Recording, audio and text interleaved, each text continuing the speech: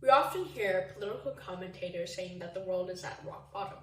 That might be an exaggeration, but they aren't that wrong. As hyperbolic as it sounds, our opinions are becoming increasingly polarized. Simple things in life can lead to disagreements of ridiculous proportions. The infamous pineapple pizza debate has led to many friendships being broken, many comparing it to blasphemy to Italian grandmothers. Even some arguments leading to the invoking of Goodwin's law, comparing a topping to Hitler.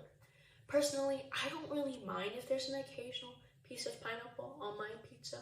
I think it acts as a gastronomic contrast to the savory cheese, providing another dimension of tartness. Who's to say a piece of tropical fruit doesn't belong in something inherently Mediterranean? Nevertheless, Gordon Ramsay and 32% of Americans who participated in a public policy poll said a big fat no. On the other hand, 47 of those surveyed say they approve of it, and 20 just aren't sure how to feel. That is a small glimpse into the reality of how divided America and in turn the world is. Granted, I'm not a political science professor nor any expert of any sort, and I can't speak for all 7 billion people who inhabit our world and understand everyone's perspective on how polarized their world is. So I will be talking about how polarized my world is.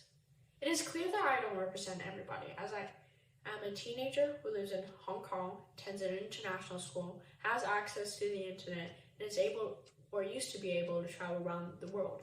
But as technological advancements in development countries continue, more and more people have something in common with me: access to the internet. As of October 2020, around 60% of the global population has access to the internet, and in turn, social media. 54% of Americans say they often or sometimes get their news from social media. With the increasing importance of social media in daily lives, we are more danger than ever at being at opposite ends of the opinion spectrum, ranging from QAnon to sassy socialist memes. The internet has endless nooks and crannies where you're bound to find a group of like-minded individuals, and it's not hard. With the help of social media algorithms that sort you into groups with mutual interests in order to maximize advertisement and business opportunities, you're bound to be stuck in a never-ending loop of videos and memes that cater to your newly found hobby over quarantine. That is known as an echo chamber, which is defined as an environment in which a person encounters only beliefs or opinions that coincide with their own, so that their existing views are reinforced and alternative ideas are not considered. I love watching videos on politics, history, geography, as well as why Manhattan has a grid plan, why professional tag is a sport, and why rappers love gray poop on mustard. Now, you must be thinking, that's very obscure. How could you possibly find videos that talk about such things? Well, with the help of YouTube recommendations, I did. Brought me to a channel called Vox, which is a media platform that has a news website, but also a YouTube channel that currently has 9 million subscribers. But when I found Vox, it only had 250,000 subscribers. That was around 3 years ago. I knew nothing about Vox and what it was. I just knew that it had made videos that catered to my seemingly obscure interests when no other channels did, and I watched it religiously. I even met one of the producers when he came to Hong Kong to shoot a series. I loved Vox. It was my favorite channel. The videos were easy to understand, short, and just interesting. I recommended it to all my closest friends, and they fell in love with it too. In a matter of years, its subscribers reached to millions, and Netflix even gave them 5 docuseries. That was also when I realized that the politics was quite leftist, to be frank, and they started posting a lot more politically charged content. That isn't a bad thing at all, but my point here is anyone can be roped into one-sided content without intending to, or noticing, or in potentially getting stuck into a never-ending echo chamber. It all sounds severe, but it very well could happen to you, and it might have already, thanks to social media. In May 2020, the killing of George Floyd marked one of the most impactful moments of my life, even though I had no relation to him, no prior knowledge of him, and I lived on the other side of the world. He was just a man who got killed. But he wasn't a man who just got killed. He was a man who changed millions and millions of lives. And there's no doubt that social media did all that. No doubt at all. The video of his tragic death circulated through Twitter, Instagram, Facebook. People started posts in support of Black Lives Matter campaign. Users started hashtag Blackout Tuesday. Petitions were shared, most notably the Change.org petition, which is both the largest and the fastest growing in the site's history, reaching 13 million signatures. The protests organized, and most importantly, it got people talking, addressing a deep-rooted systemic issue in the US, but spreading across the world, sparking conversations and encouraging the need for activism in a wider community. I cannot stress enough the impact it has on the world. It really has shown the might of the internet and the full strength it can be used for. But there were so many viewpoints on the issue.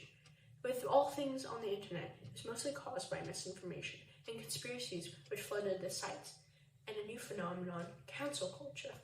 It opened a Pandora's box that fed directly into polarization. It impacted me personally. It really did. For the first time, people I knew started engaging in political conversations. People who didn't necessarily care before. They did it guns blazing, motivated by these newfound emotions of anger, frustration, and the need for something to be done as fast as possible. The 21st century way. People got to fight over text, posting a lot more politically charged content. My whole Instagram every day was flooded with why you should care about blah, blah, blah, donate to this cause, why you should cancel whomever. The need for something to change created these rapids of social discussion and action. But my feed, just like most of the people I know, was dominated by left-leaning media because it just was.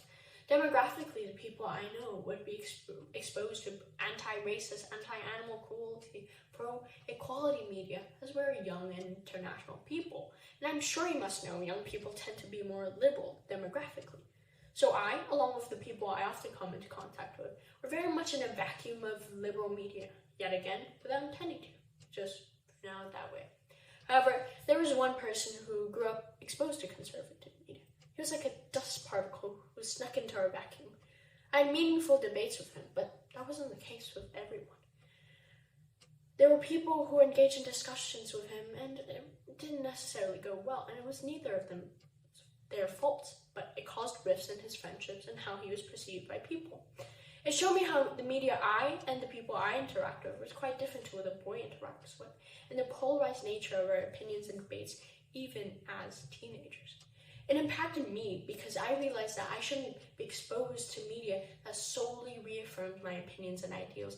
I should also allow myself to be exposed to media that challenged me and my opinions. Or else, what good are my opinions if I can't see both sides of the story and respect others? After all, humans are creatures of communication. How can we be effective in communication if we're polarized in nearly all aspects of our lives? On a wider scale, how are any laws going to be passed, or any progress going to be made if partisanship continues to live and plague our governments? Yet again, I am no political scientist or expert, and this is a very optimistic way of looking at it. But if we just use our tools of communications like our phones that are designed to connect people from all over the world, and if we use it to communicate with people with different views of life in a positive way and establish empathetic relationships online, we can reduce our polarities.